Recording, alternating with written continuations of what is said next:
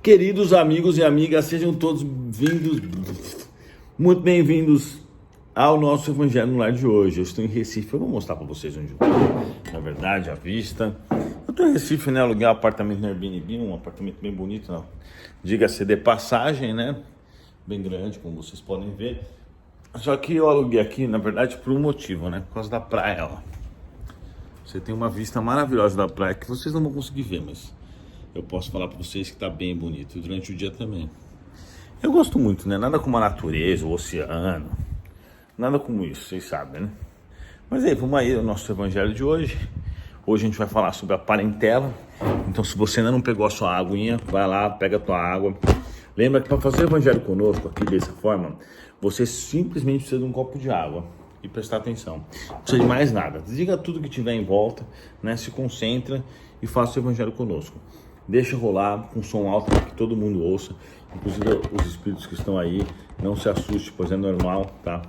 Deixa eu arrumar aqui, fiz uma mega gambiarra, como você já me conhece. E é isso aí. Eita, nossa. Bom, pegou o copo, pode ser jarra, pode ser copo, pode ser...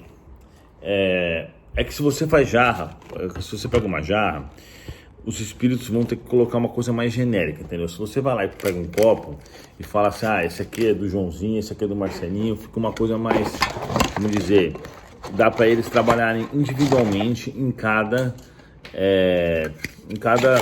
copo, né? E colocar o que eles consideram que vai ser melhor para aquela pessoa. Então por isso que eu prefiro que seja um copo para cada, tá bom? Acertei tudo, agora vamos ao nosso evangelhozinho. Primeiro fazer a prece, né? Agradecemos ao Mestre Jesus pela maravilhosa oportunidade de estudo que nós temos agora. Pedimos para que o Senhor abençoe e ilumine a todos nós, a fim de que possamos compreender muito bem esse estudo que será realizado, Senhor. Iniciamos o Evangelho. Bom, vamos lá. Os laços da família são fortalecidos pela reencarnação e rompidos pela unicidade da existência. Os laços de família não são destruídos pela reencarnação, como pensam certas pessoas. Pelo contrário, são fortalecidos e reapertados. O princípio oposto é os que destrói. Os espíritos formam no espaço, grupos ou família. Olha que interessante, eu sempre falo isso, né? Eu sempre falo isso, eu lembro sempre desse texto. Porque ele fala assim, os espíritos formam no espaço, ou seja, no universo, grupos e famílias. Então é muito frequente que você reencarne com a mesma família que você estava antes. É muito frequente que você reencarne com aquele grupo. Às vezes você nem reencarna com um grupo de amigos. Você reencarna sozinho e o grupo de amigos fica no mundo espiritual te dando suporte, como seu amigo espiritual, seu mentor, e seu anjo da guarda e tudo mais, entendeu? Mas é normal isso, a gente realmente forma grupos e se você acha que você não encontrou seu grupo está ali com você, sendo seu amigo espiritual, sem dúvida alguma, tá? Mas às vezes a gente reencarna numa família para poder pagar nossos erros do passado, etc, né? Então vamos lá. Esses espíritos felizes de estarem juntos procuram-se. A encarnação só os separa momentaneamente, pois que, uma vez retornada a erraticidade é o mundo espiritual. O cara morreu e ele fica na erraticidade. É isso que Allan Kardec usa essa palavra. Eles se reencontram como amigos na volta de uma viagem. Muitas vezes eles seguem juntos na encarnação. Então olha só que interessante. Quando você tem essa ligação familiar com alguns espíritos, quando você chega no mundo espiritual, você reencontra ele, né? Como se alguém tivesse voltado de uma viagem, né? Como se as pessoas tivessem voltado de uma longa viagem. Muitas vezes eles seguem juntos na encarnação, reunindo-se numa mesma família ou no mesmo círculo e trabalham juntos para o seu progresso comum, ou seja, muitas vezes aquele espírito que você convive, que você gosta, né? Essa família espiritual, ela vem, por exemplo, com sua mãe, pai, irmão, marido, esposa, filho, amigo, colega, né? E trabalham junto para o progresso em comum. Se uns estão encarnados e outros não, continuarão unidos pelo pensamento. Os que estão livres velam pelos que estão cativos. Os mais adiantados procuram fazer progredir os retardatários. Após cada existência terão dado mais um passo na senda da perfeição.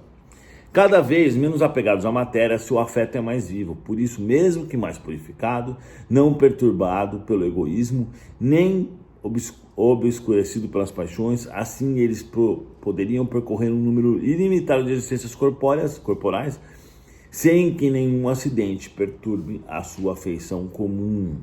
Então, vou falar um pouco sobre isso na realidade, né? O que a gente lê muito nos livros, né? Joãozinho passou a perna na Mariazinha e na outra encarnação a Mariazinha passa a perna no Joãozinho e fica nessa, na verdade. Mas na verdade, o que vai acontecer com esses dois? Mais cedo ou mais tarde, eles vão se tornar alinhados, eles vão se tornar espíritos afins. E por que eu digo isso a vocês? Porque quando eu comecei a conversar com espíritos, e eu comecei a conversar com meus amigos espirituais, meu mentor, meu anjo da guarda e outros espíritos que compõem o grupo que convive comigo, eu percebi o quê? Que na realidade eu fui inimigo deles muitas vidas.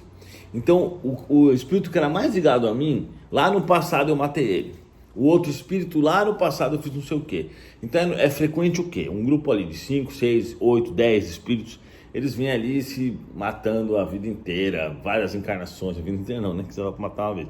Mas várias encarnações se pegando e não sei o quê. E antigamente não é igual hoje. Hoje a mãe vai lá e dá um tapa no filho e dá uma bronca nele. Antigamente a mãe dava uma facada, arrancava a cabeça, porque era assim mesmo, nós éramos muito mais violentos.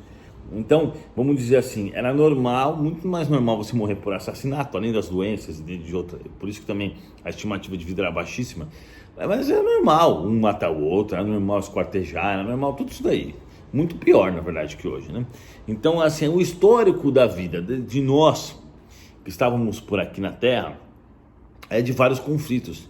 E esses espíritos que vinham se conflitando, eles tendem a se ajustar, e a hora que eles se ajustam, vamos dizer assim, a hora que um perdoa, porque assim, Joãozinho matou o Marcelinho, Marcelinho matou o Joãozinho matou o Marcelinho, vai indo assim, de repente um pensa e fala assim, pô, não vou me vingar desse cara.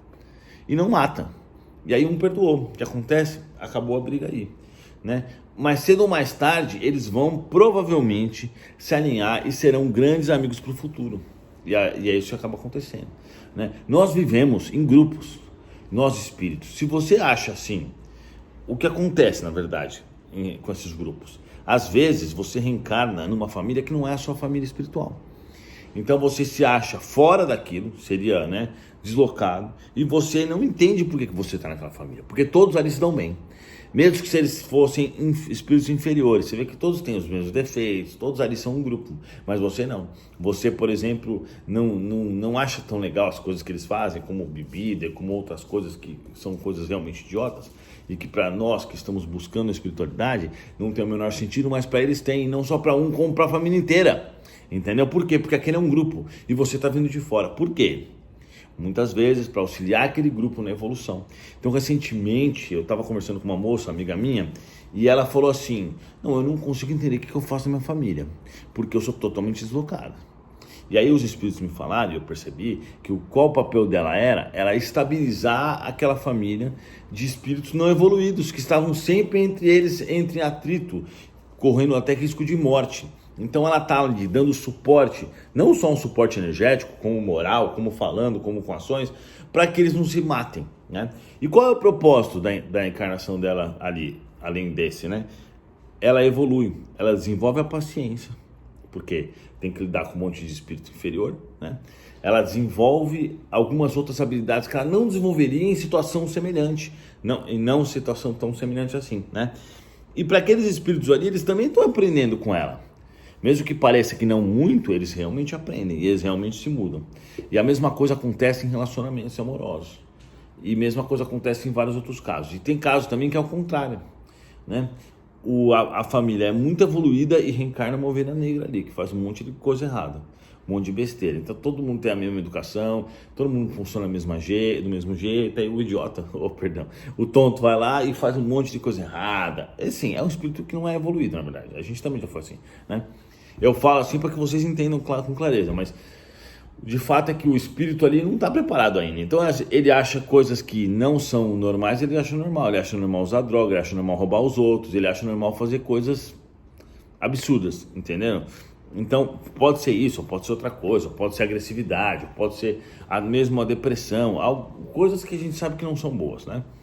Então existem basicamente essas modalidades. Aquela em que você reencarna com o seu grupo espiritual, independente do nível evolutivo dele. E você percebe, você vê quando aquela família é unida pelos laços espirituais. Vocês percebem isso? E quando a pessoa é adotada pela tia ou adotada pela avó? Então existe a mãe, existe a tia ou a avó que cuidou. E muitas vezes o laço é tão forte com a tia e a avó que você percebe que são laços que vêm de outra vida.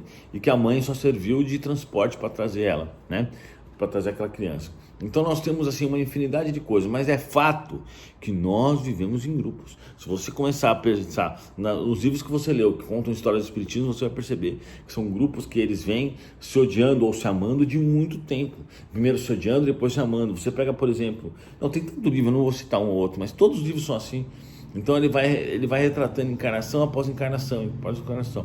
E aqueles que no passado se odiavam, às vezes, normalmente, começam a se amar e viram realmente espíritos afins, espíritos amigos. Não estou dizendo um casal, estou dizendo um grupo mesmo espiritual, né? Eu tenho meu grupo espiritual, conheço bem esses espíritos todos.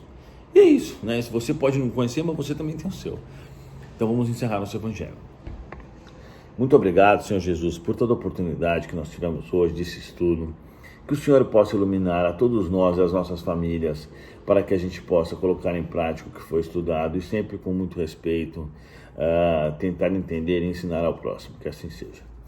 Vale uma coisa, encerramos o nosso evangelho, vale citar uma coisa assim: se você está nessa posição de espírito mais elevado, que reencarnou numa família bagunçada, é obrigação sua agir da melhor forma possível e influenciar na vida deles.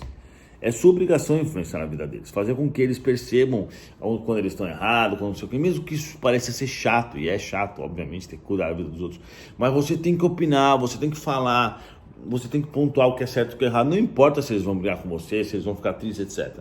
O seu papel é esse. Você não deve ser passivo, ficar quieto, porque você não está nessa posição. A gente não é igual a tudo. Cada um tem uma personalidade, cada um tem um nível evolutivo e um papel a desempenhar. E nesse caso, o papel dessa pessoa é fazer isso. Mas meu irmão é inútil, não faz nada, mas é porque ele não é um espírito evoluído. Se você faça a sua parte, né? Muito obrigado, pessoal. Vocês podem beber as águas. Não se esqueçam de divulgar o espiritismo, deixar o comentário, se me seguir lá no Instagram. Pelo amor de Deus, se você não segue, vou fazer um evangelho para o pessoal me seguir no Instagram. Não existe isso, mas tudo bem. Me siga no Instagram, @esabag. Valeu? Obrigado, até a próxima. Comenta sempre, deixa like sempre que vocês puderem, compartilha para ajudar o trabalho. Valeu.